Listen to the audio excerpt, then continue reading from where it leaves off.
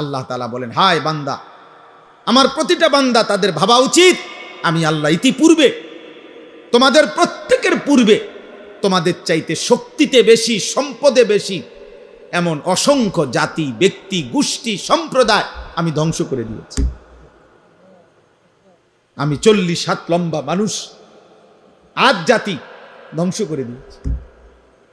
300 বছর, 350 বছর, 400 বছর হায়াত পাইতো যারা, এমন দীর্ঘ হায়াতওয়ালা মানুষকে আমি ধ্বংস করে দিয়েছি। উঁচা পাহাড়ের উপরে যারা আস্তা পাথর হাত দিয়ে আইনা, আলগি দিয়া আইনা যারা বাড়ি বানাই, আল্লাহ তাআলা বলে এত শক্তিশালী জাতি সামুদ জাতি, আমি তাদেরকে ধ্বংস করে দিয়েছি, ধ্বংস করে দিয়েছি। আজ জাতি, কোরআনে আছে, হাদিসে আছে, কোরআনেও আছে, আইয়ুনা আশাদ্দু মিন্না কুওয়া, যারা প্রতিনিয়ত বলতো, এ নবী আমাদেরকে আযাবের ভয় দেখাইও না, আমাদের চাইতে শক্তিতে বেশি এই গোটা সৃষ্টিতে আর কেউ নাই। কে দিবে আযাব? কার ক্ষমতা আছে আমাদের উপরে আযাব দিবে? আমাদের চাইতে ক্ষমতাধর আছে ডাকে বেটা?